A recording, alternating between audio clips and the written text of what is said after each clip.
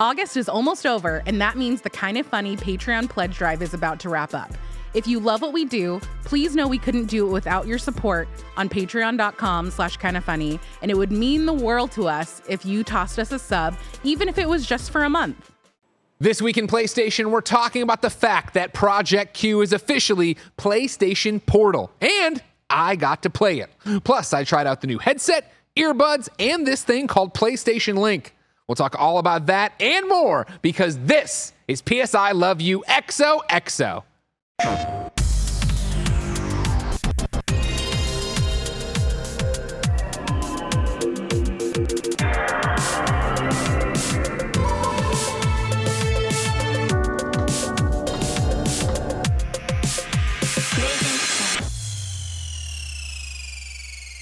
Welcome to the show, everybody. I'm Greg. That's Tim. And you can get this show on patreon.com/KindaFunny. There, you can watch us record it live, usually, get it ad-free, and get dozens of monthly episodes of exclusive content. If you have no bucks to toss our way, support us on the Epic Games Store, Fortnite, Rocket League, and more with the creator code KindaFunny.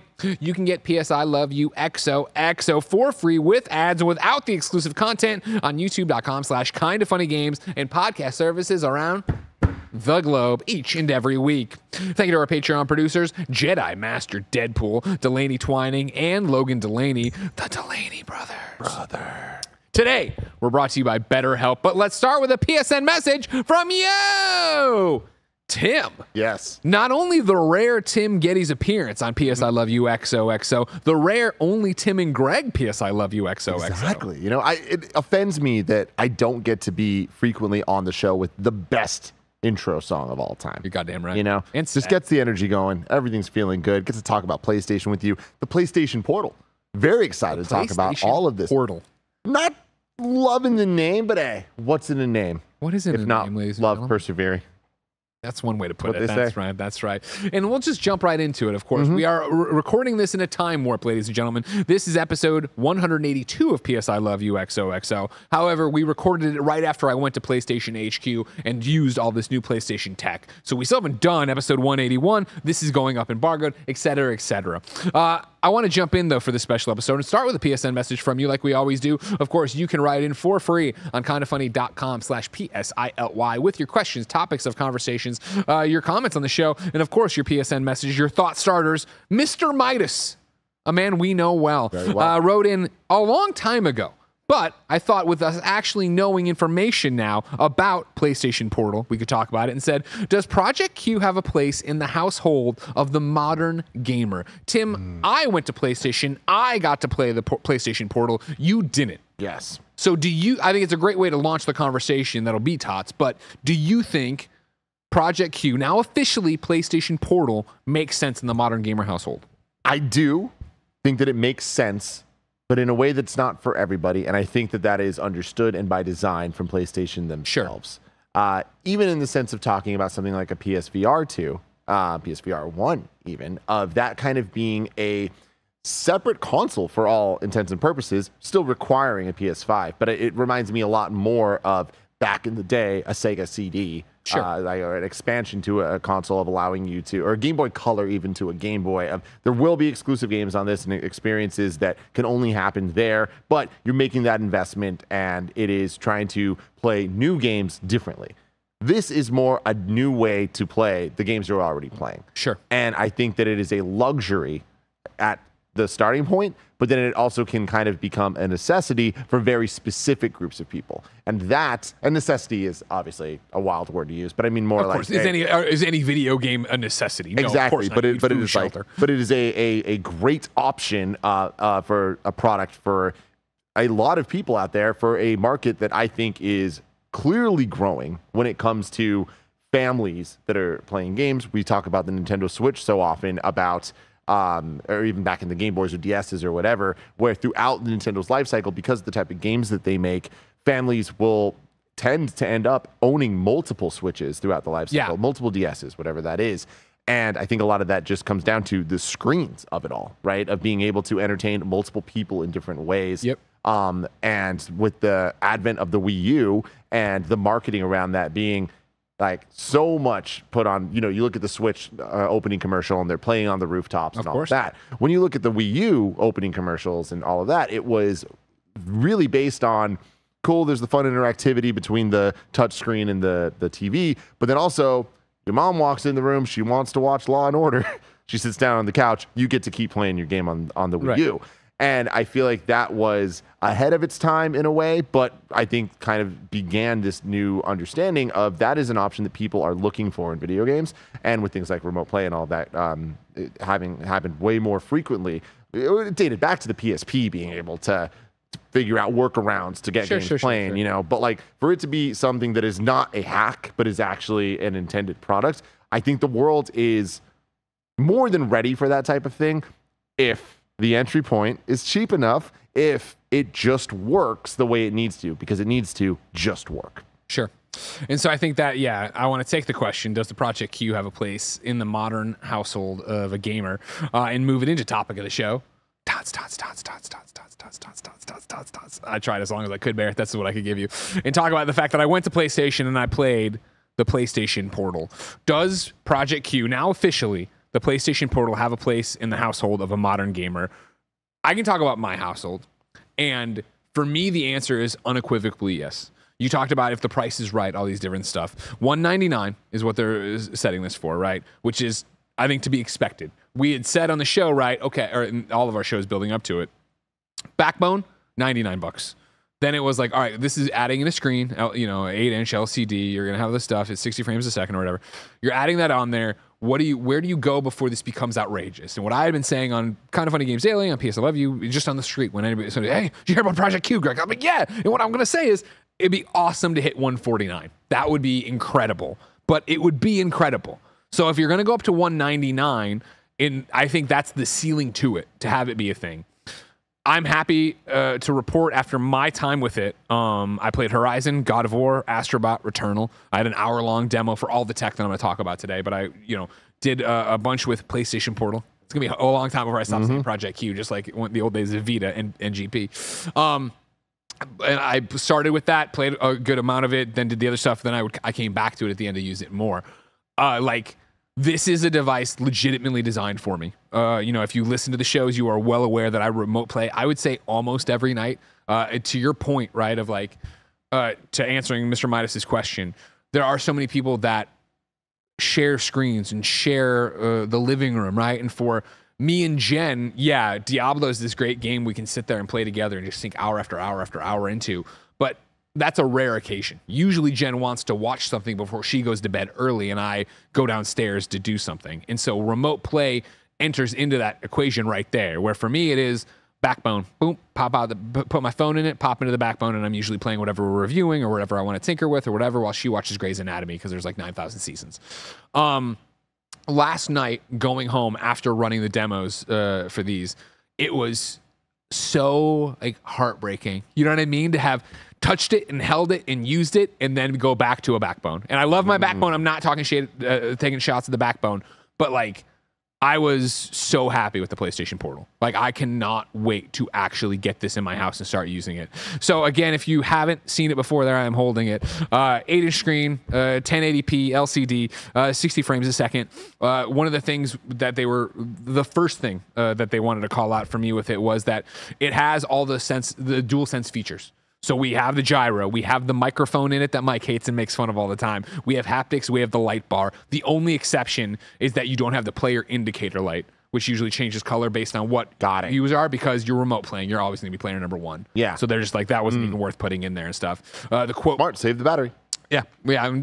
That was, of course, they give the entire presentation. My first question out of the gate was, you didn't mention battery. What is the battery life on this? And the answer was, we're not there yet. I want to stop you here. Just let's do a quick rundown of what is the news here in terms of, are there dates for this thing? Are there prices, battery life, all of that? The price is $199. That is confirmed. That's what it's going to be, right?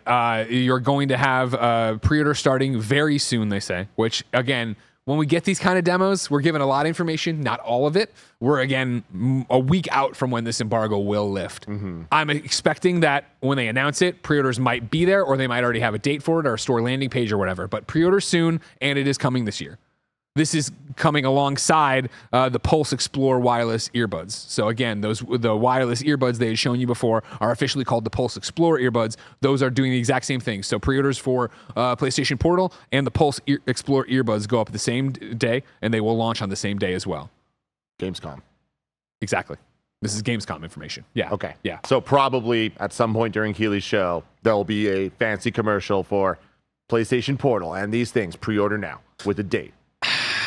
Yeah, but like, unless our calendar is wrong, this embargo doesn't line up with Keely's live show.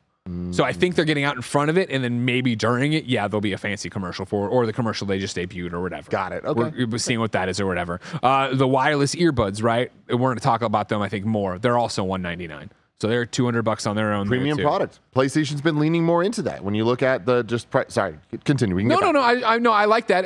It's so again. There's the 4 things I played, right, which are used: PlayStation Portal, Project Q, the remote device, Pulse Explore wireless earbuds, the wireless ones we've seen there. Then also the Pulse Elite headset. They're doing a brand new headset, right? And I use both at my desk at work and then at home, the PlayStation 5, 3D, the Pulse headset or whatever. This one, the new Pulse Elite headset, $149. They said I'm sure it's $99, but $149 for this one, right? Wait, really? So cheaper than the wireless earbuds. Very interesting. Yeah. Okay. Yeah. This one, the changes here for if you're a Pulse headset user already is you now have a physical mic that you pull out. You can leave it back if you want to, but you pull it out. You can tap on the mic to turn it, mute it, unmute it. Also, they've removed physical buttons for balancing between game and chat audio. That'll strictly be done through the PlayStation Live Control Center on your system, which I've noticed they've added, and which for me personally is great because even using these headsets, both at work and at home, I fuck it up every time. A few too many buttons. Which one am I touching? What am I getting to? I'm a big physical button person when it comes to tech, especially in the audio space. But yeah, there is that balance of like, this is just simply too much of like the muscle memory of no matter how often you use it, you still kind of don't remember exactly where the button that's the thing is. Now, again, mute for the mic is now on the microphone itself. You have the buttons here for volume up and down, and there's one for the PlayStation Link, which we'll talk about in a second, but that's there. See, that's where the bullshit is. But it's one button, and it's tiny. You're not going to get confused on which one you're hitting on. Yeah. I don't think. We'll see, obviously. The headset is using the AI noise reduction thing to isolate your voice and block everything else. They tested it and showed it to me with doing it with just off the microphone of a iPhone or whatever, and then scrunching up like a Sun Chips bag, and then putting it onto the headset and scrunching up. You could barely hear the Sun Chips bag. You can hear the person fine. Yeah, the chat balance is there. Blah, blah. Oh, they've reworked the headband for the headset too, so it's carrying more weight. It doesn't feel like there's not as much pressure on your head, which I did feel on all of mine. Really? I do have to move them around a bit because they start to wear down on my giant ass head. That's headsets in general, I would say. Like, but I've always been very impressed with the Pulse 3D headset. Yeah. I feel being a little bit more lightweight. Like I find myself sometimes using that when I don't need the best audio experience ever, just where I'm just looking for comfort here. That's usually my go-to. And so then they redid the cups too. Usually for me, the 3D headset sits on my ears. These ones completely cup around my ear, so I don't have to worry about that. It sounded richer to me. I think that's part of what they're going for, of course. The thing they kept talking about, this is for both. They're PlayStation Link is what we'll get to in a second, which covers the tech in both these. Again, the microphone isolating AI technology, right? And then also, this is so out of my wheelhouse, but not using paper cone drivers, using planar magnetic drivers. They had this thing that to show me that were the flat sheets of metal that would make you hear everything from bass to mid-range to highs better. All Greek to me, but you understand. It's important stuff. I mean, that's where when you're getting into the more premium audiophile side of headsets and headphones, and for me, being the type of tech enthusiast I am, that's a standard. That's a requirement for something that I'm going to consider an actual quality audio product. And it sounded great. Again, I use them all the time, and this one I did when I was playing Ragnarok, I was like, damn, this sounds better. I am getting more, I feel, out of it. It helps a lot with just the sound stage overall of like how not just immersive, but how the placement of audio of where you are in the 3D space. And it works in conjunction with a lot of the AI noise canceling and all that stuff we're talking about, but then also with the different 3D profiles, the Tempest audio and all the stuff that Mark Cerny is always pushing. And now the Dolby Atmos, I'm blanking on the word right now, but like the fact that it can be used now in PlayStation games, which is huge, kind of like as a wrapper, where it's like this 3D tech being used with another 3D tech, but not getting away from it, not compressing the audio at all. These are still wireless headphones, so there's still going to be a lot of those issues, but I like that steps are being made and that things are working together to hopefully create a premium experience. Maybe not the most premium, but using enough of the things in tandem, and maybe that's what the PlayStation Link stuff is, where it's like, all right, cool. For the majority of people, this is going to be a fantastic experience. And that is what they're moving for with PlayStation Link. PlayStation Link is the tech that's connecting the audio to your PlayStation 5 to the Project Q is what I want to call it, PlayStation Portal, et cetera, et cetera. And so again, PlayStation Link is including all this AI noise canceling stuff, right? It's including the magnetic plates that do whatever sound, right? But where it starts getting interesting is like they were talking about, this is the continuation of their what do they call it? Commitment to low latency, lossless audio, right? Yeah. And so the idea here, where that all the stuff I just said was Greek to me, right? The tech side of it, but as somebody who uses all this is where it got exciting when they talked about use scenarios. So the wireless earbuds and the headset use a dongle for your PlayStation 5 for your PC, right? The idea here with the PlayStation Link, though, deal is that the dongle can have multiple headsets connected to it. So you can have one dongle in and then have both your headset and your earbuds if you wanted linked to it, right? So that's all set to go. Then it gets exciting that you can pull away from that, right? You can do the multiple devices. The headsets can pair to multiple dongles. So again, like right now you have them on two, but you can have one, you're taking your headset from one setup to another, hitting the button. It worked really well for the Portal, right? The PlayStation Portal, where there's a button on that, no dongle needed for it, of course. You're connected to that, you're doing that, and then of course when Jen goes to bed, right, I can turn off, go downstairs, hit the dongle button, and be connected immediately. I don't have to do a pair, I don't have to do a thing, I have to get back to my PS5. And I think this is what we're talking about here, of like going back to Midas' question of like, is there a place in the household of the modern gamer? I feel like, what is a modern gamer? Is a modern gamer just somebody that has a console, or is a modern gamer closer to what we used to call an enthusiast, right? I feel like with the way that we're talking about stuff, the way we're seeing the numbers of game sales and new genres popping up or old genres popping off, like all of that, I feel like what a modern gamer is different. And that's not just because people are playing more games than ever and more people are playing games and all of that. It's also just because of where tech is at, where back in the day, if you wanted an HD experience, you needed to buy these special cables, you needed this and that, whatever. Now, like we're almost at the point that we're outpacing marketing terms. PlayStation 5 has 8K on the box. We're not fucking at 8K. Like if you're buying an 8K TV, you're spending $30,000 and you're wasting your money, right? But I feel like the marketing, and we've seen this with the smartphone war of Android and iPhone going back and forth year after year, to the point that they're even competing with themselves of like, what features are we going to hold back? Because we've kind of already given everyone has an expectation that the phone they have is just going to work, and it's going to work great, and it's going to charge faster than before and look better than before and be faster than before. The expectations people have of it just working are higher than ever, and the ecosystem working together, it's an expectation, not a feature. And I think that is the biggest thing of this being a product that is being marketed to the Greg Millers of the world. It is. And it needs to work in the way that a Greg Miller would work, which means you have a PS5 and you have a Portal and you have this headset. And I have a PC that I'm putting in. I run my Mac audio usually off of it at my desk. You need these things to be able to hand off really, really clean and nice, because that is the expectation. That is not something that like, oh, it's cool and it works and that blows me away. It's like, no. If it doesn't work, what's the point of these products being at the price point that they are? And so then another thing, again, to your point of like the Greg Millers of the world, they're the ones that take it out of the box and just want it to work, just want it to do what they want it to do. I know there's other headsets and workarounds that could do this, but they weren't the official plug-and-play PlayStation. The other thing is that both of these products, of course, do support Bluetooth. So you can pair them that way, but more importantly, they support simultaneous pairing. Yeah. So it can be that I have the dongle on my PlayStation 5 and I'm listening to the game and I have it paired to my phone, so that when there's a load screen, I pull it up and I scroll through TikTok, I'm hearing TikTok on there. Or if I want to make a call on my phone and still play the game and hear the game, I can do that. Or, use Discord on my thing, or the list goes on of being paired to something else at the same time as being paired to the PlayStation. You use the Bluetooth connection for whatever you want it to be, and then you use the PlayStation dongle connection for that. That's, for me, a huge deal of like the amount of times I've tried to go and play with Mike or something and I need to do something for Discord. This is before they paired it all up. But, still, this is, I've take a phone call and be able to Convenience, play it. Yeah, 100%. Not have to pop my headset off and put on my AirPods for my phone or whatever. I'm stoked about that. So you've been talking a lot about PlayStation Link. Yeah. What is it? Is it an app? It's just this new thing. It's just the brand. There's a place exactly. It's how they're containing all this tech right here. It is the they're selling the dongles by themselves too. So if you want more for different devices, you can go in and do it so that you can have like this system. They talk very, frankly about this is what it is right now.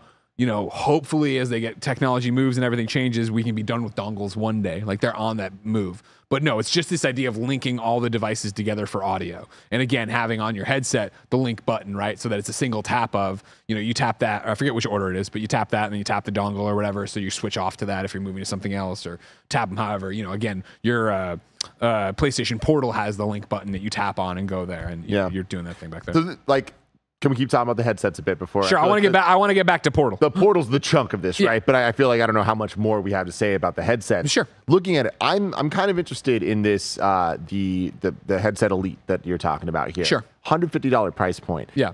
Is that good or bad for audiophiles? It kind of feels like a I don't want to say no man's land, but like that's not what I would have expected at all. I would much more have thought PlayStation would put out a $350 one, because the DualSense, I just had the name of it. Whatever the Pulse. The Pulse 3D. That's $99.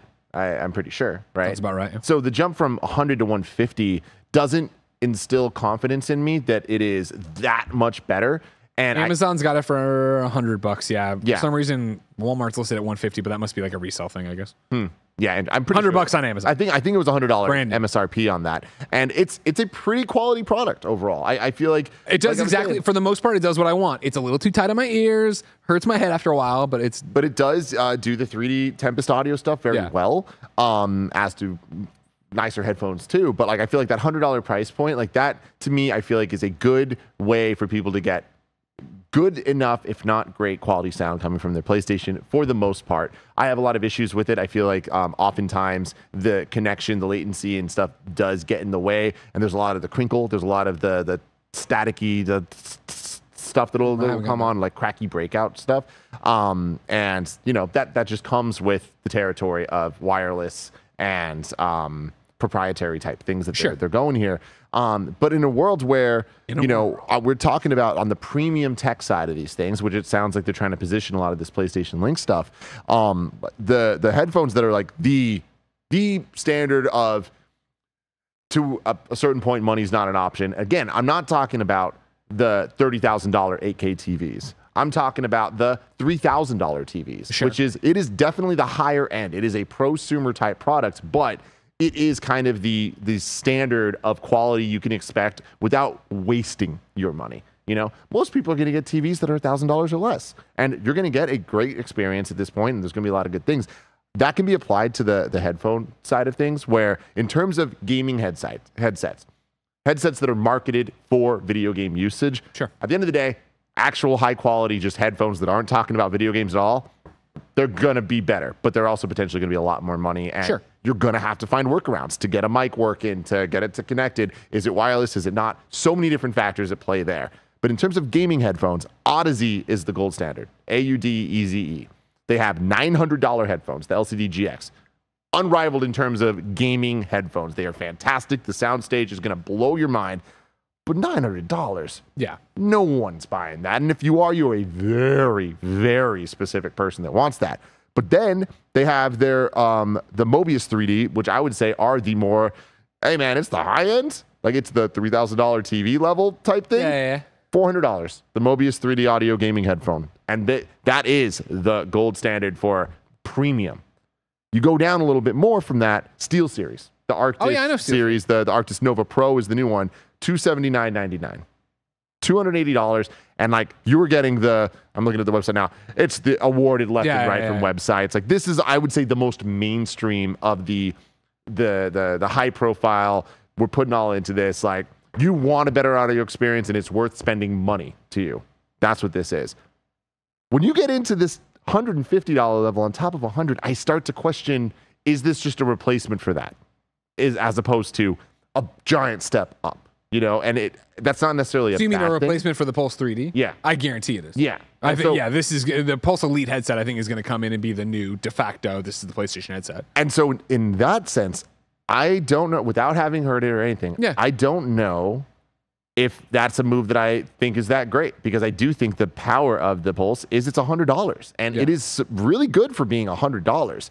I don't know that $50 jump up to $150, which to me, I do think for what we're talking about is a sizable enough of a jump that you might want to save up a bit more and get something that is going to do all those things extremely well. And it's a bigger jump, but it's a mind space thing of like what you're trying to get out of this. The earbuds, though, Yeah. $200. Yeah.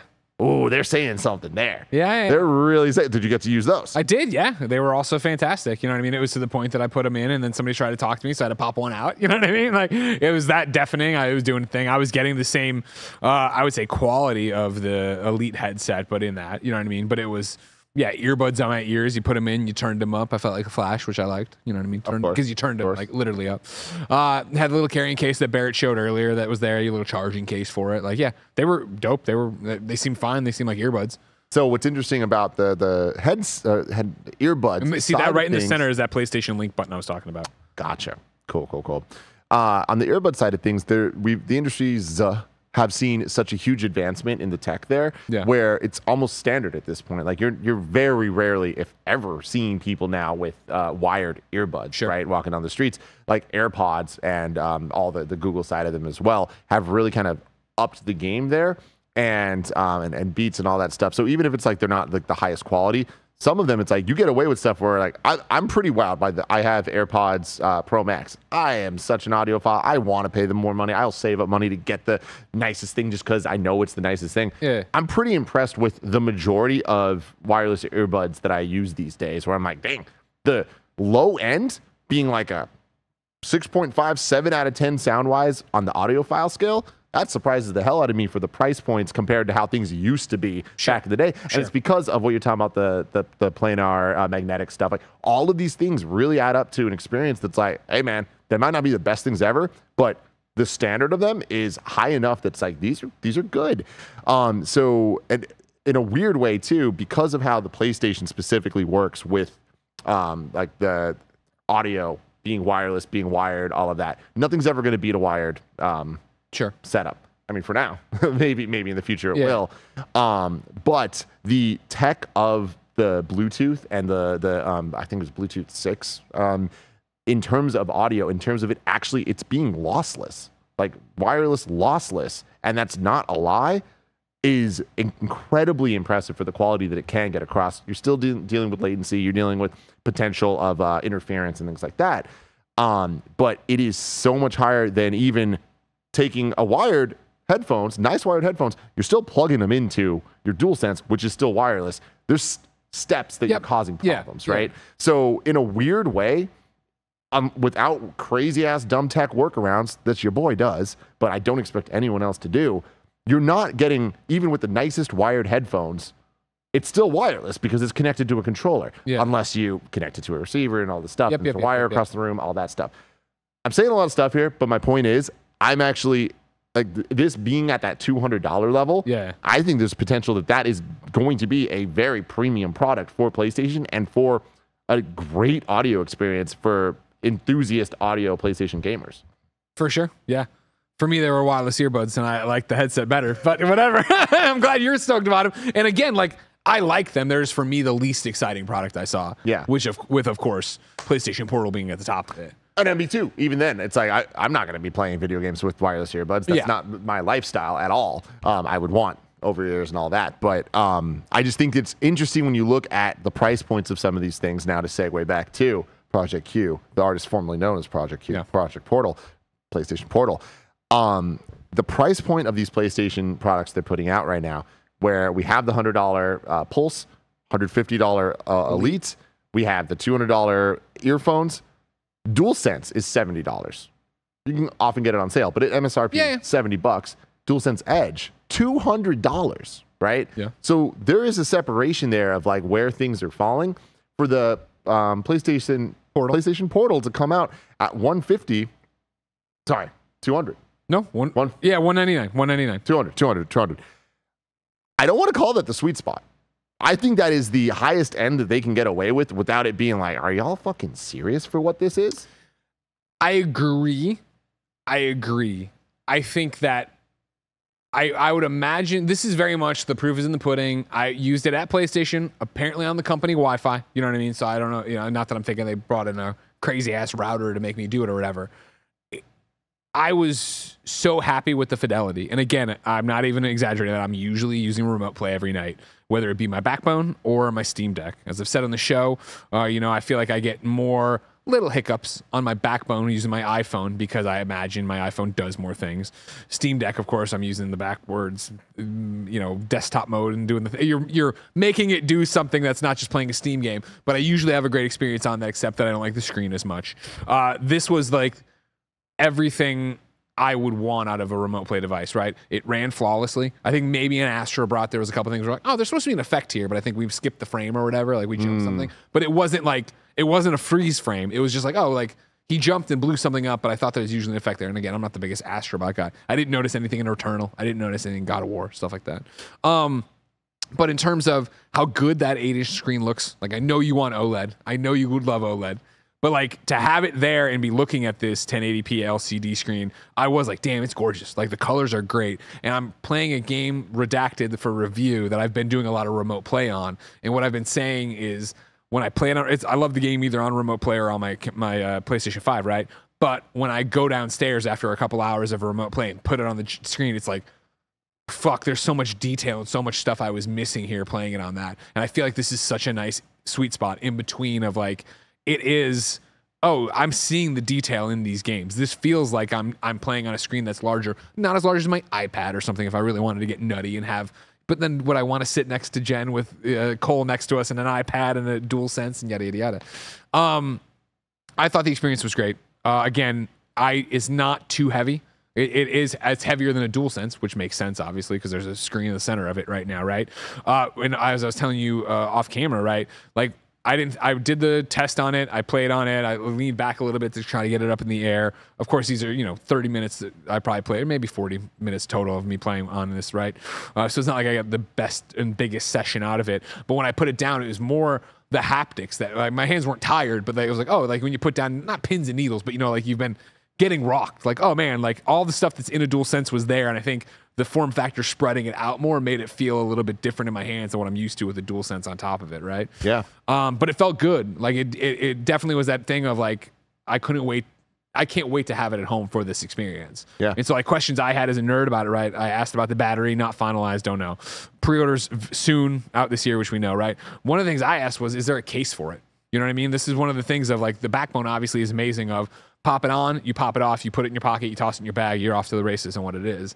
And this is, they were very talkative of like, listen, we're pitching this as a home device. It's meant to be played. And the use cases they had were you're playing something and somebody comes in and wants to watch on the screen. Okay. Are you playing something you don't want them to see and get scared? Do you have kids? Yeah. Okay. All these different reasons. They were like, you could take it anywhere you want, but they weren't pushing the hotel PlayStation portable way of it, right? They were very much talking about it as a portal, which they were very clear, right? They're like a little window into your PS5. That's not like the tagline. It's just what they said and I wrote down because I thought that made sense. But obviously for me, with a near 2-year-old running around, like I don't want Ben just grabbing this and smashing it. I was like, does it come with a case? They're like, no case at launch. We are working with our third-party partners to come up with cases and do stuff like that. So, SF Bags will have one eventually. But totally. And that makes sense. That actually instills a little more confidence in me too about this, where I do think that like marketing it correctly for what it is, not what people think it is, is important because people run away with like, oh man, like it's just remote play, whatever. It's again, well, the point of this is the couches, hey, my system's downstairs, I'm upstairs. It's convenience. You're paying for convenience. Not everyone's going to do that because it doesn't make sense financially. 100%. But if it does, where you're like, you know what? It's worth $200 for me to not have to go up and down the stairs four times, whatever it is. And again, it's going to be your use case scenario for it. The big thing I have a couple questions again that I pulled from other stuff, right? From other shows. Marty had written in a while ago to PS I Love You on kindafunny.com/PSILY and said, do you bet that Project Q will be more liked than PSVR 2? I think it will be. After playing it 1000%. I think you can't, if you are at all interested in remote play, I don't think you can play it and not be like, oh, wow. This is cool. So, and like to my point, sorry, just one thing, what I want to do is, and why I brought this question up, right, is when we were talking about VR2 in the lead up to it, and then reviewing it, and then the after fact of it, right? This is one that I've been very clear in very straight on, right? Of like, I would not buy PlayStation VR 2. I did not want to buy a PlayStation VR 2. They did not prove to me that I need to own one. I'm glad I didn't spend my own money on it, right? And this is a Greg Miller use case. Maybe you love PSVR 2 and you're playing whatever, and more power to you. I'm taking away from it. If they weren't going to send review units for a PlayStation Portal, I would happily hand over the money. Because I can already see where this is going to go on the bookshelf upstairs with its hopefully little charging stand from whatever third-party partner, or just a loose USB-C cable to go into it, right? But it's going to be there on the bookshelf so that when, I want to play something next to gen, or I want to go in bed and lay down and play something, I can, rather than go downstairs. And I think it's important to bring up like not just PSVR 2, because I know that like that's a contentious topic in some ways here, but even going back to like the PS, I forget exactly what they called it, but the Vita View or Vita TV. Oh, Vita TV, yeah, whatever Vita it TV. was. Yeah. PlayStation TV is what they call it. PlayStation TV, yeah, where you could play Vita games on the TV. And it was like, that's interesting because it's like giving the Vita enthusiasts out there, the Greg Millers of the world, another way to play their games. It's like, oh, cool, if you want this, you can do it. But also, it was another entry point for people to be able to play Vita games that didn't own a Vita, right? Yeah. So it's like, I feel like that PSVR, new games, new experiences, whereas this is way more, you either have a use case for this or you don't. And if you have a use case, does it work for that use case? And I feel like that's where the quality of it comes in, and like, is it worth the money and all of that? Where I can say for the Nintendo Switch is portable, right? Yeah. You take it with you. I could play upstairs, downstairs, all that stuff. I ended up buying a second dock for upstairs, just so the times I want to play on my bedroom TV, I can do that. Sure. It was totally worth the $60 for the convenience of being able to do that when I want to. And every single time I do it, I think, man, that was money well spent. Yeah. And like, that's for sure. That's cool. I imagine for people that are interested in this, if it works the way it should, like the Switch does, great. That's awesome. You talking about the sweet spot of the screen size. I'm so interested. Of course, I want OLED. I'm not even going to bitch about that. You guys get it. Yeah. A 1080p LCD screen, that could be awesome too if the colors are right and 60 frames per second, or the refresh rate. The hertz. I'd rather 120, obviously, especially for something small like that. But whatever, cool. I get that. More than good enough. If it looks good, it depends on the quality of the screen. All those numbers aren't equal. Like you can see a 1080p 60 hertz screen that looks like shit compared to another one that looks fantastic with color space, with dead pixels, with all that stuff. 8 inches is, I think, as big as you can get for something that's handheld. The Switch, I don't know off the top of my head, but with the Switch OLED, you're getting, I think, like 7 inches of screen real estate, something like that. And that's already like, yo, this is a sizable screen. To your point about the iPads, like, sure, you could play on a 7 inch. Yeah. So you can play on a 9-inch iPad or a 12.9 or whatever it is for the biggest one. Yeah. That's a different experience, though. That's more of like you put it down and then you're playing with the controller. Cool. That's awesome. And I'm sure that'd be fantastic. It's probably best case scenario for PlayStation Remote Play. Have an actual DualSense on that big-ass, beautiful OLED screen. Yeah. With the processor and all the power of an iPad.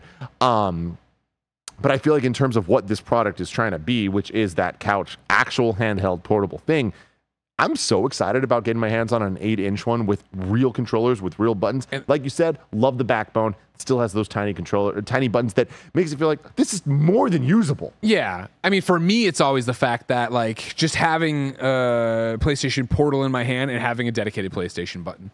Backbone has it, and they've updated it since, where you can hold down, the Backbone button to bring up the PlayStation stuff. But the amount of times I don't hold it long enough and I get kicked back to the Backbone screen, which then disconnects me from Remote Play, so I have to reconnect to Remote Play. It's like, that's a minor annoyance, but it's what we're talking about of convenience and why would I buy this thing, right? Like, I'm using this enough that I have little minor gripes like that I would much rather it be that. I don't like when I hit what I think is going to be the share button on Backbone, but it's the proprietary Backbone share. I'm like, I'm never going to do it this way. Don't make me do this. Like, this is what this device is doing. And again, it feels like you're holding a DualSense, right? Like it literally is a DualSense with a screen shoved in the center of it. So it's right there and it feels like, okay, cool. It's already at home. It already feels normal. So one thing before we get too far off of it, this is another thing they said. Now, granted, I'm talking to, I think I forget, VP, I want to say is what his official title was on whatever PlayStation product marketing kind of thing or whatever.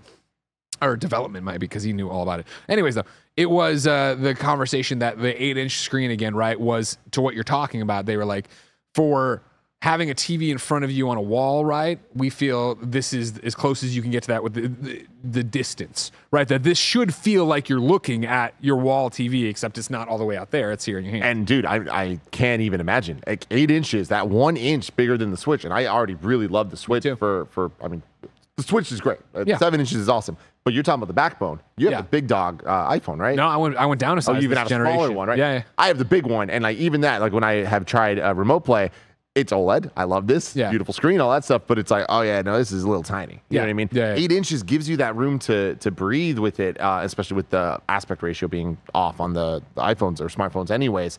Like this seems like a very, very like dialed in product for the actual use case of PlayStation gamers on a couch doing this.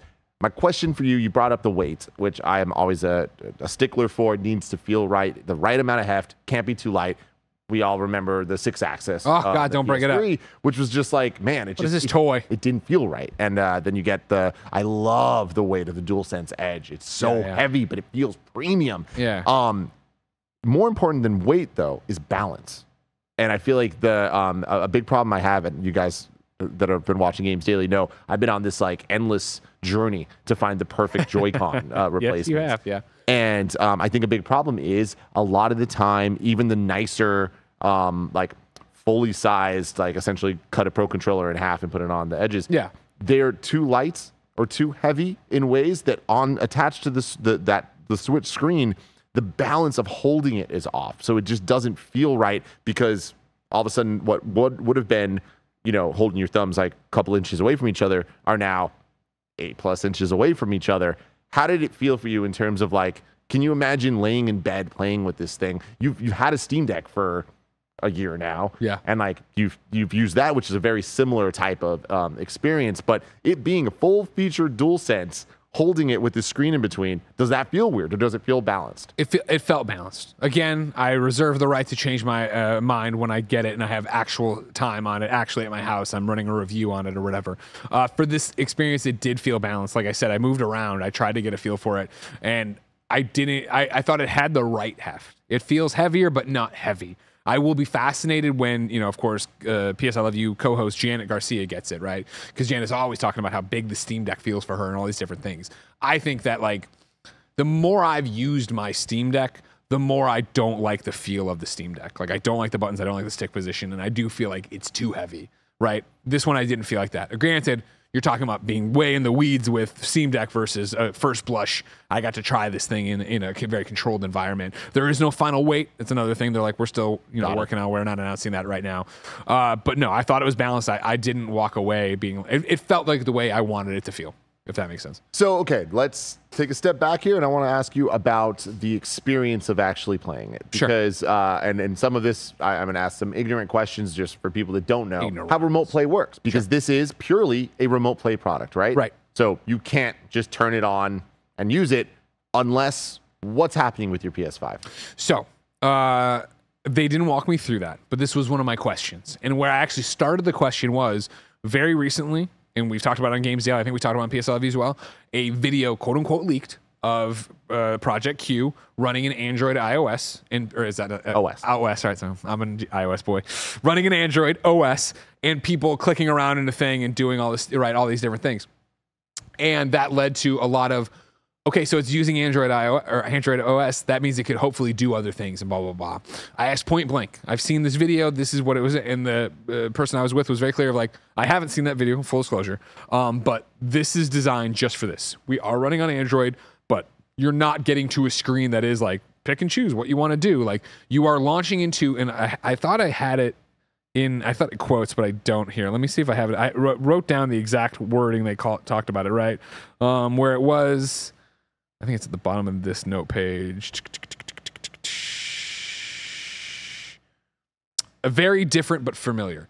So you're going to turn it on and it's going to be a different screen for PlayStation, but it's going to feel familiar. It wasn't ready for prime time, so I didn't get to see it. But the idea would be, from what I know of remote play and what your question is, right? I'm theorizing because I don't know and didn't see it, but you would for the first time, get this, turn it on, and it's going to ask you to log into PSN, and then it's going to want you just to sync it with your PlayStation 5, and then you should be off to the races and fine with it from there on out. So like you should be fine. If you haven't already turned on remote play on your PlayStation 5 and set a device for it. You turn it on, the settings on PS5 are set, it's linked to the PlayStation Portal. I assume then your PlayStation have to be in rest mode. Yes, okay. That's how remote play works. So if the PlayStation's off, you can't do it. Correct. Yeah, you have to be in the orange light rest mode to turn it on. I can't. Remote play can't start from a dead stop, and I don't see them. This again is what current remote play is. I doubt they're changing that for this. So then, what is the process? Then you have PlayStation Portal, and it loads up and does it after whatever the fancy startup splash screen or whatever. It looks like a PS5, right? Well, it'll be a PS5. You're just controlling your PS5. Yeah. And then is it literally? It's just a PS5 that's on your thing, and it's just being streamed, and you can go to any game you want, and you just click X, 100%. It loads up. Your PlayStation 5 is on that screen. Your screen has become your TV, and your DualSense is the PlayStation Portal you're holding. This is a portal to your PlayStation 5. And that's how remote play works already. Correct. Yeah. It supports Wi-Fi in general. It supports 5 gig Wi-Fi or 5G Wi-Fi or whatever, 5 gig Wi-Fi.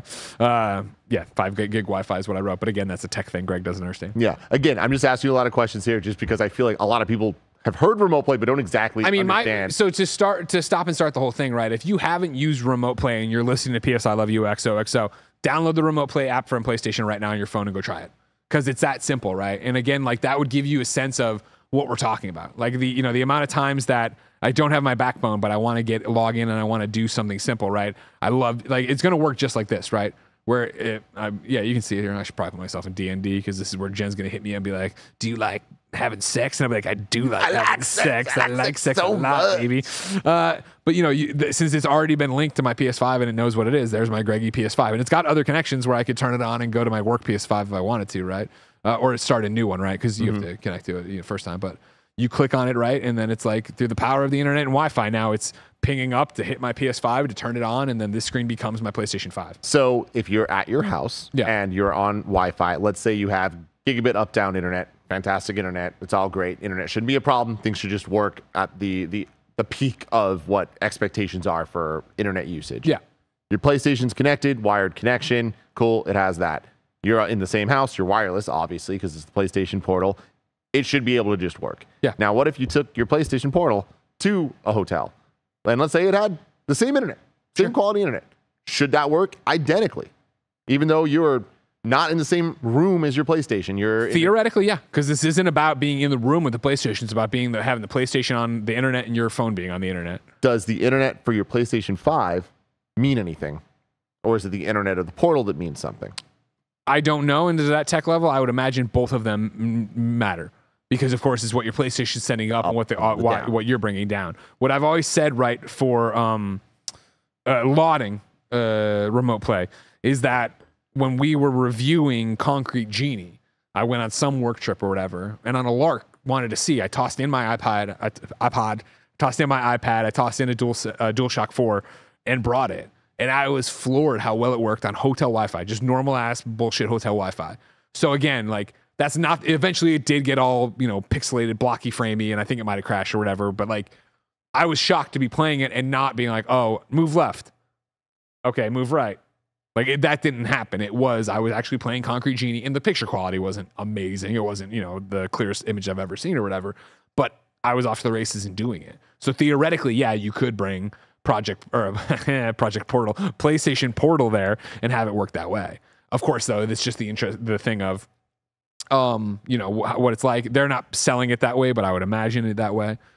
So this is obviously a big question based on your 1 hour of play that you probably can't answer until you have much more experience with it, but maybe you can. You said you played Returnal, you said you played God of War. Obviously, the premium optimal way to play some of those games would be on the biggest TV possible with no one distracting you and everything just freaking perfect. But do you see yourself only playing Diablos and things like that on this? Or do you see yourself, you know what? God of War 3, whenever it comes out, if I have 2 hours here, I'm okay playing it on this thing. That would be the hope. Again, like, that's the promise of remote play. What I would say to go back to it is, there's, as always, when we talk about streaming, when you talk about cloud gaming, when you talk about remote play, there are different use cases in different games. Dead Island 2, a review I did this year, a lot of that was remote play next to Gen up there. to the point that when Grey's Anatomy is on, I think about Dead Island 2. It's very much like Super Mario World and Pinkerton.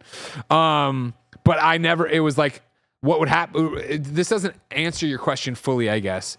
But like when I was in the living room, I never had problems. It would be when I went to the bedroom that I would eventually, starting to get a problem, and I would pause and let the internet kind of catch up and settle, and then sometimes disconnect or whatever. And what I ended up doing was putting an Arrow mesh one in our bedroom, and I haven't had that problem since. Yeah. So again, like that doesn't really answer your question, but it shows like I don't think it was my internet's fault as much as the reach of my internet, my router for what I was trying to get to. But anyways, yeah, I would play God of War on it. But again, I'm crazy. Like I would trophy hunt already on the Backbone and do that stuff. And if the experience sucks, then I would stop. But yeah, usually it doesn't suck. But again, I'm not blessed. I'm not playing fighting games. I'm not out there like, I need every frame to matter kind of thing. Yeah. So you played a Little Returnal, which is a bit more of twitchy and more reactionary. Like how was that? I didn't think it was as sharp visually as the game, which I think is to be expected. But I didn't notice oh man, like I didn't notice a drag on my gun or something like that, right? It was Returnal the way it should be. I didn't die in this game because of I missed a shot or I missed a step or I missed a frame. That didn't happen. Okay. You know what I mean? And God of War looked great. It was not a great, I could have played as long as I wanted. This isn't it, but the load they were giving me was when the very beginning of the game, you're on the sled and you confront somebody and fight on the sled or whatever. And that's where I was really using the audio to listen in on it and stuff like that. Astrobot felt good. Oh, I also played Gran Turismo, which again, I'm not the racing guy, but as the not racing guy, I said go right, I said go left, and it wasn't, like I've had those moments. Like I'm not trying to make it out to be like every remote play I've ever done has been c'est magnifique. I was out there fucking in the old days trying to play Assassin's Creed Black Flag on the Vita from in Seattle, trying to play it on the PlayStation 4, and it was garbage. Like it did not work. It did not run. So the way remote play has gone is crazy, which only makes me think it's going to get better, which again, this device, I think PlayStation is really trying to be like, yo, this is the way we're going to fight Xbox and xCloud and all that stuff is that we're taking this seriously. You don't need a Switch. You don't need a Switch PS5, right? One that you dock and do whatever on. You can use this, which of course doesn't work for an airplane, but that's another conversation. Yeah, absolutely. But again, focused products for what they are here. Oh man, I had a question and it just is gone now. Give me 1 sec. Don't worry about it. I mean, I can keep talking about how much I love this fucking thing and how much I wanted to play it last night. Like again, it was just such a heartbreaker to come back and like, all right, well, keep working on this review. I got it. Okay. So remote play, I've dabbled, I've tried it, I've used it certain times. There's not use cases for me so far that the Backbone has been the right solution. Sure. I'm very excited about this. I do think that this is going to, you talking about Grey's Anatomy, me talking about Real Housewives with G. Like I love my Switch, just branded in Pokemon or playing like simpler things there. I enjoy that, and the idea of being able to do that for PlayStation games is very, very, very cool to me, especially on the platinum grind. Sure. I feel like this would incentivize me to go for platinums in games that I have interest in doing, but Final Fantasy 16 I think is a good example of I can see myself, hey, maybe I am going to go for that platinum. I've done the majority of it, but there's a couple trophies. I'm like, I'm not going to dedicate that much TV time to this, but I could here. A big fear I've always had with remote play though is it failing and it dropping and it's just like man, I did all this progress and then it just crapped out on me. Have you had that experience in your Backbone life? Of course. Yeah. I mean, like if you lose connection, you just reconnect and it's where it is. So I mean, like if you got left off in I don't want to talk completely out of turn here because the problem is I'm coming back to it. I don't think it I don't want to speak out of turn. We should Google because this is how rarely it happens and how it's never been an issue for me. Yes, I've had it drop. Yeah, like I said, I've hit the Backbone button to try to open PlayStation, but instead I get kicked to the app and I come back in and reconnect. And I think I'm in a pause screen. I think it just treats it like a controller disconnect. And then, of course, you have your power settings on your PlayStation. You should at least. So if you the internet went out and was gone, the PlayStation would know to shut itself off, that there's been no input for a while on it and stuff like that. Like that, it's smart enough that way if you set it on, it yells at you. Huh? Then you turn your PS5 on, it yells at you. Well, I was thinking more that you're at the hotel or whatever and you did it, or you fall asleep, right? And something like that happens, that it would be able to, if nothing's happening, I should turn myself off. Because that in the beginning days was more my fear. Yeah. That I would try to connect from a hotel, it wouldn't be strong enough, but it would be strong enough to start the PlayStation, and the PlayStation's just on all week or whatever, how long we've been gone for. Yeah. Interesting. It's very interesting. It is, man. I'm excited about this. So now, question for you, prediction time, because they didn't give a date on this. No. What's your prediction? Well, if I'm a betting man, I think pre-orders are opening this week. You know, or maybe in a week. They're opening soon. I think they're announcing it at Gamescom, showing they name it Gamescom. Here's the price. Then pre-orders are lifting that day, the end of the week, maybe in a week. And then launch time, that gets interesting. Again, tech has never been my thing. I would say November, right? I would feel like you get it out November after Spider-Man, which sucks because I'd love to use it for Spider-Man. But after, it's going to be Spider-Man Platinum hunting. All right. Oh yeah. That's Oh awesome. yeah. Oh yeah. Doing all the side stuff and all the content for sure. 100%. That's what it's going to be all about. But it's like, I feel like you put it there so that you don't have you get it out by Black Friday, so it can be under Christmas trees. You get it out after Spider-Man, so you don't have to eat into your marketing buy for Spider-Man, and you can have the thing there. That seems right? That's when PlayStation 5 launched in November as well, right? I mean, I've never been the date guy, but I'm pretty sure it did it in 20. No, did it? No. God damn it. Yeah, man. How do we not know that? Yes, I've been. That sounds right, though. My entire fucking career, I've said I'm not the date guy or the number guy. Like I lived it. It happened. I reported on it. I moved on to the next thing. November 19th, 2020. So again, that seems like a good hardware spot. Get it out there, especially for something that I feel is like, again, all the stuff we're talking about is, as you said, enthusiast based. It is like, oh, I have a use case for this. Oh, I really want to do it. Oh, blah, blah. So I feel you could drop it at any time and that kind of person is going to buy it. Again, you get the great word of mouth. If people do like it, it does work the way it should and the way it worked for me in the demo, right? Then maybe it gets under Christmas trees. Then maybe it goes that way. But for round one, tip of the sword, if you know already if you're going to buy this, I feel like. Yeah. You were just waiting to hear it didn't run like trash. And it didn't run like Which trash. is important, man. Yeah. I think that's like incredibly important. I'm still of the wait for reviews side of this. Me too. one. Oh, me too. I mean, like, I shouldn't say that.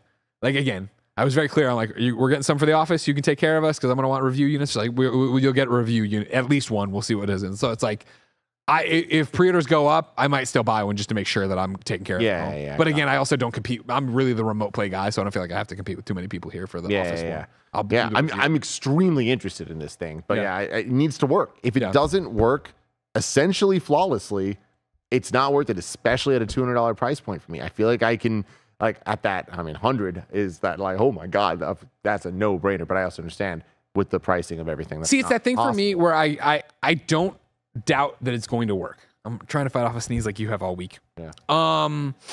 Again, my backbone and my Steam Deck already do so well for what I do.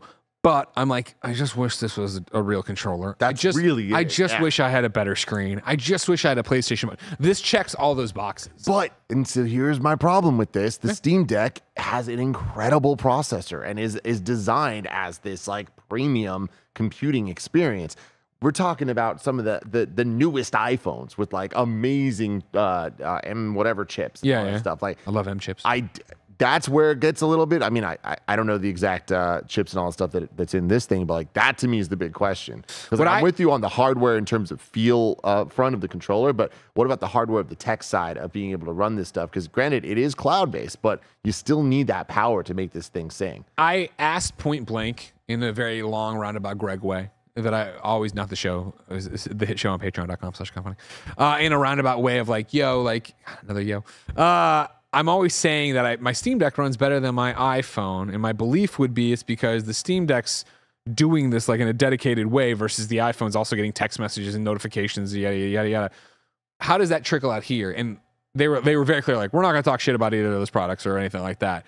This device is designed for this. This is what it does. And they were like, those other devices do other things. This is all this does. So you should have the best experience here. Yeah. And so, because even Steam Deck, right? Like, that's not like there's an actual Steam approved program, right? That's me backloading in the desktop mode Chikari.exe that I then launched that then has a horrible UI that I mean, like, there's all these things to do to get it to do what I want it to do. So even then, it's not like it's like, this is the Steam Deck talking right to my PlayStation the way Valve intended. Gabe approves. Like, that there is something else happening there, which I would hope that means that since this is all that's happening here, unless you're going to be one of these people that I guarantee goes in and hacks the Android and does the thing. That's different, man. That's homebrew stuff. And like, that will happen for sure.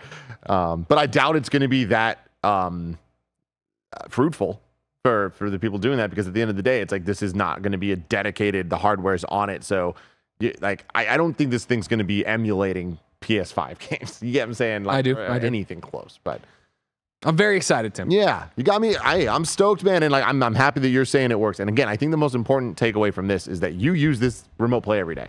Yeah. So for somebody that you are the use case for this, and you are walking away like, damn, I wish I had one right now, makes me feel really excited for this thing that I know a lot of people, myself included, looked at and were like, this could be cool. And in the beginning, I was like, oh, I got a backbone. Why would I want this? And then the more they talked to them, like, oh man, you're actually making a compelling case for this. And so using it, yeah, they can have my $199. Yeah. You, ladies and gentlemen, can support us on patreon.com/kindafunny. Over on patreon.com/kindafunny, you could usually watch me and Blessing and Janet record this show live. Of course, you could always get it ad-free as an MP3 in a YouTube video. You could watch the other podcasts record live. You could get more than 300 bonus episodes of content. You could get a cool Trog shirt this very month. Wow. But guess what?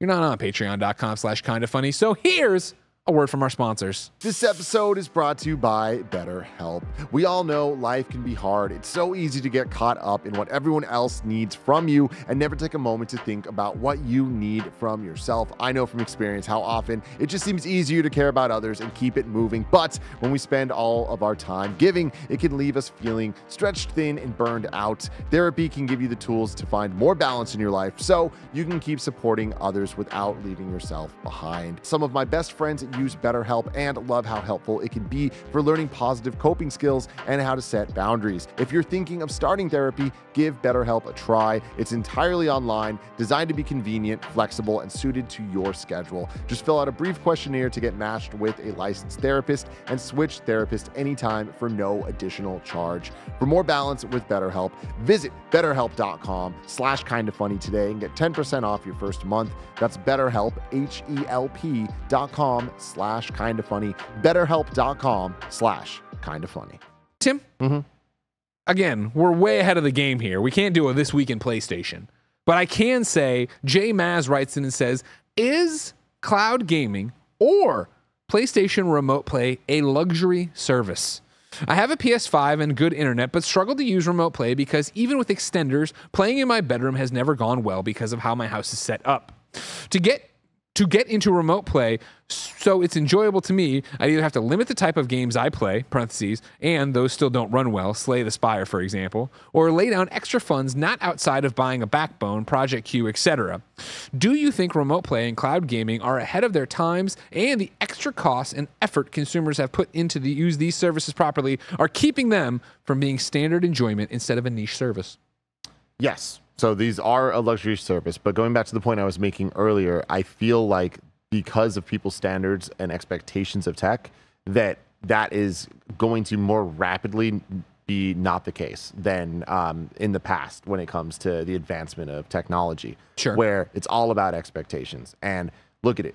We didn't believe the Switch could work when they first announced it, or before they even announced it, when there was like the rumors of what it was going to be. And we're like, there's just no way it works that way. And then it just worked that way. And now the Steam Deck's out there and like people can expect things to work. Chromecasting, like the concept of being able to just stream something from your phone to a TV, from your computer to a TV, all that stuff. You're like, I'll believe it when I see it. And back then you had to buy dongles. You had to buy all this stuff. You don't need to buy dongles anymore. Like it's embedded in the TVs. It's embedded in the products that we have. That type of quick level of adoption, I think, is going to happen here for a lot of this stuff. I mean, we've been seeing it with internet, right? Yeah.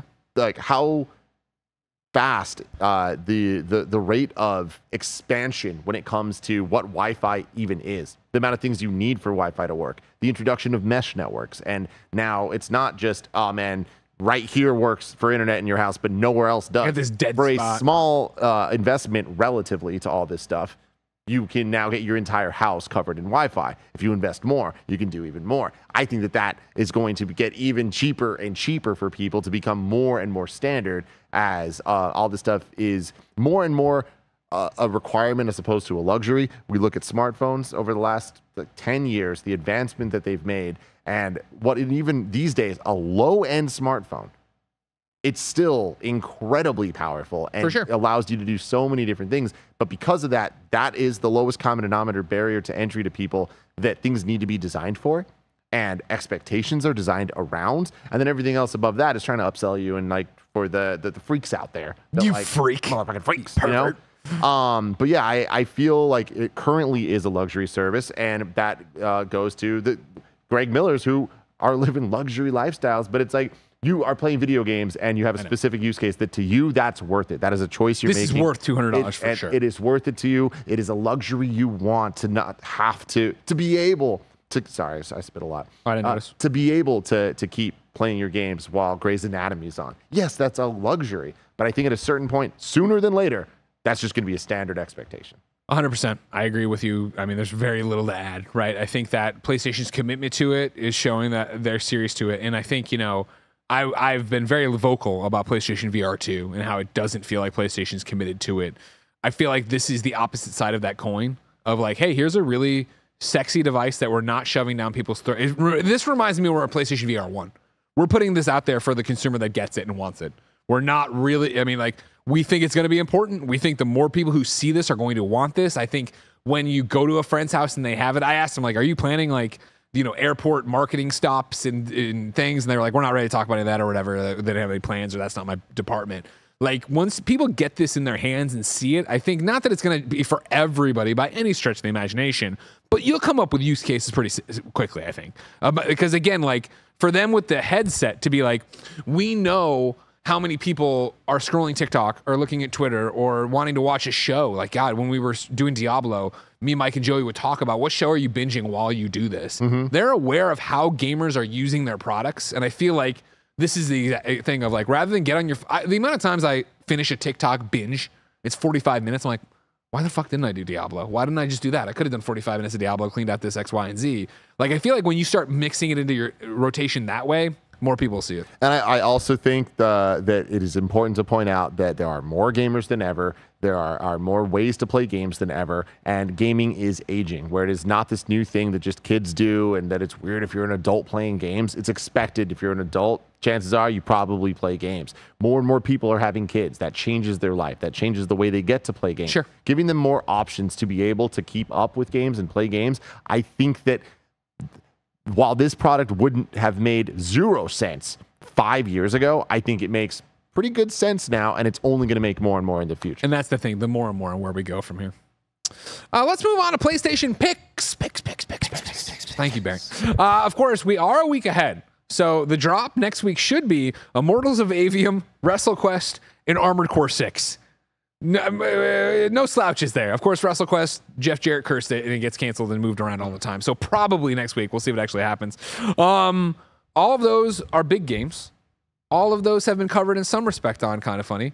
Some of those will be covered soon on Kinda Funny Gamescast, I would imagine, available on youtube.com/KindaFunnyGames and podcast services. Some of them already have been covered, like Immortals of Avium. Again, welcome to the Time Warp. This is something I've talked to you and pitched before of like, I got to figure out a way to do this as like maybe a Patreon thing. But like, I started Immortals of Avium last night. I had done the preview event, obviously, back in the day, but last night. So these are my impressions for, I'm on chapter 5 right now. By the time this posts, Monday's Games Daily should have had me come on and be like, yo, here's what I think, here's my review, here's the score, blah, blah. So it's an interesting little time capsule to see how this evolved.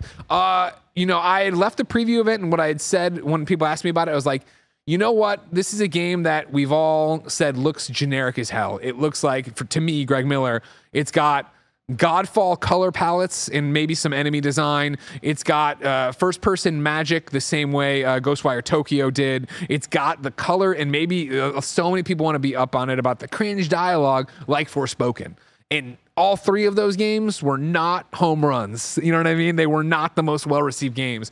So I think it's led to this one being like a, whatever. I left the preview event and I said, all that set, I see all that, I know all that. After playing it for whatever it was, 2 hours or 3 hours, I was like, I leave with the adjective endearing. There's something endearing about this game. You know, they pitched it, Ascendant Studios, it's their first game. They pitched it as like, hey, this is like an MCU movie. That's what we're going for. It's this cool, bombastic thing. It's a hero's journey. You're going to be this new guy. You're going to be finding your powers, yada, yada, yada. And I was like, there's something here. And there's moments that didn't work for me. There's moments that really worked for me, blah, blah, blah. You know, starting chapter 5 right now, I am excited to sit back down and play it tonight. I think the games The knock I have against the game so far is twofold. Number one, again, I'm only five, this is my 5th chapter. Right now, they have a villain problem of like, who's this fucking guy? What's he want to do? He looks like Lord Zed from fucking Power Rangers. I'm like, all right, whatever. And then they got this guy. I'm like, yeah, I don't, and I think it stands out because your character, the cast you're with, they're so good. Like, I really am enjoying and I'm of course blanking on his name. It's something with an A. Avium. I want to say Ash, but that's not right. It's something like that. Cameron Kennedy. You know, you could Google it any second and just told me, but instead you just keep throwing people's names out. Premise Jack. Oh, that's what I'm talking about. Jack. Oh, Jack. Jack with just J-A-K, like Jack and Dexter. Anyways, though, no, the preview we had done dropped us in after the intro, like the prologue or whatever. And so playing through the prologue, I was like, damn, like number one, this is a pretty game. I got a lot of comments from people out there watching me on the screen. Like, yeah, this game actually looks really good.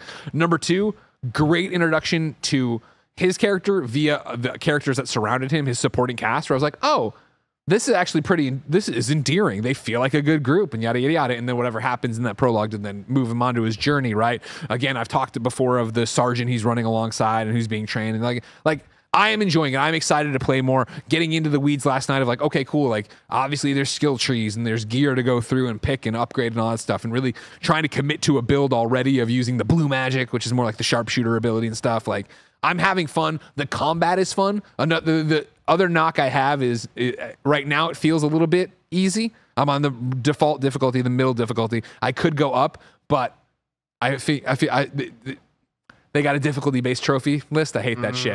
So it's like if I go up now, I'm not going to get credit for beating on the hardest difficulty. And I'm having fun being powerful because I fucking run in the room and I lash the dude with my whip and bring him over and I'm shooting him and I throw up the wall and I throw it. I'm like, this is fun. Like I'm enjoying myself quite a bit. I feel like right now, starting chapter 5, I'm excited for more of it, and I feel like it could catch people off guard of not a must-play, put down Skyrim, put down whatever. So let's put it down there with where you're at right now. Are you looking at a 3 or 4? Wow. On the kind of funny scale, or something else? Right now, knee-jerk gun to my head, I would think I'm currently leaning towards a 4. Ooh. I think this is better than okay. I'm having a better than okay time with this game. Cool. But again, I reserve my right to change it Monday. You go back and watch Games Daily on Monday. Maybe like, and then turned out in chapter 5, everybody was a Nazi. Like, you know what I mean? I get it. Yeah, I would do it. Wouldn't be the first time. Yeah. But I'm excited to play more. I'm excited to actually end this podcast to go play. Hell yeah. What, have you played anything on PlayStation? Yeah, I talked a little bit on Games Daily about Stray Gods. Okay, yes. I've been playing this on PlayStation, so here I am on XOXO to talk about some PlayStation games. It's cool. It's nifty. It's a unique idea. It's a role-playing, it's a like choose-your-own-adventure type musical. And the voice cast is utterly stacked. Pretty much anybody that you can think of that is a voice actor in video games. Laura Bailey and Ashley Johnson on screen right now as their characters. Are in this. Raul's in it. Janina's in it. Like it is. Troy. And Troy's in it. Everyone is here. And it's very cool because of that. I feel like there's a lot of personality there. Music by Austin Wintory, who does Journey and all that. So there's like a great a vibe there, obviously. The style of it's pretty cool. It's kind of a Hades looking thing as well with in terms of the character art at least. And it's dealing with the gods. So there's a lot of similarities there, a lot of thirst, a lot of sexiness and all that. And it's a musical, which I think is kind of a big swing that we haven't seen in video games. This is a smaller indie title, $30. And the idea is they want you to play through multiple times. And like, have you finished it? No, I haven't. I'm about 2.5 hours in maybe, and I don't know that I'm going to go back to it. That's the thing. Me and G were playing together. It's very cool, and when it works well, it's like, oh man, this is really, really dope. But I feel that more often than not, it doesn't hit for me the way I would want a musical to hit, and things like that, which I do think is a personal thing that this game is going to really resonate with the people it does. Sure. I often say about games like, oh, it's not for everybody. It's like this, I think, is very much for a group. And I feel like if you see this and are at all interested in it, you should give it a shot because it very well could be for you. I think that an issue with it is the fact that you are choosing how the songs change kind of makes the songs not sound as important or like complete, even though they are. It kind of just feels like freestyling in a way, as opposed to like, oh, this is a song that has purpose to it all. And that sounds a lot worse than I actually even feel about it. But like Bless brought up that he doesn't think he's going to be listening to these songs as songs. Yeah. And that's something I care a lot about when it comes to musicals. So for it to be a musical, I'm kind of judging this as a video game and as a musical. And I 100%. Feel like on both sides, I'm not really like riveted by it. That was my experience too. I played it one night, got it. I was excited because obviously we know everybody, and it's a really cool idea. A musical video game, choose your own adventure. Yeah. And I jumped in and I was like, oh yeah, the songs don't hit for me. It's also very much based in like gods, Greek gods or Greek gods. And I was just like, And I got through a few of them like, yeah, this isn't going to be for me. My hope would have been, and you can tell me if you know, and I haven't Googled around really or read many reviews. Like I was like, if this is only 2 hours, they want me to replay it that many times or something like that, maybe I'll struggle through, but like, nah, there's so much else to play right now. Yeah, and yeah, I want to keep saying this though, that if you're at all interested, I think it's worth a shot. Give it a shot. I think that it's going to speak to people in a way that no game ever has, and that I feel like the people that might like this game deserve that. Like I love that this game exists, and I love that the people making it are the people that were. Like I feel like there is a lot of heart and care put into this. And it's, again, I think supporting unique things in video games, even if they didn't knock it out of the park, can be very important at times. And it's a $30 game. I wouldn't be surprised if you can get it on sale pretty soon as well, in different ways. But just remember this one for when it's a downtime for you and you're like, that sounded cool. Not sure I'm going to love it, but I might want to give it a shot. I think it's worth playing for an hour and seeing if it's for you. Okay. Ladies and gentlemen, that's another episode of PS I Love You XOXO. Remember, we're your PlayStation podcast, posting each and every week, usually on Friday, but you can usually watch us record the show live on patreon.com/KindaFunny. Of course, over there, you could kick us a couple bucks and get every episode ad-free. You could watch all the other podcasts live as we record them. You could get the stuff on demand and ad-free. You could get more than 300 episodes of exclusive content we've put up since October 2022 and so much more. It's all on patreon.com/KindaFunny. However, if you have no bucks to toss our way, no big deal. Like, subscribe, share, leave a review, all that jazz on youtube.com/KindaFunnyGames or podcast services around the globe. Maybe use that epic game code KindaFunny when you're checking out, when you're in Fortnite, Rocket League, or etc. No matter how you consume the show or get it, thank you for your support. And until next time, it's been our pleasure to serve you.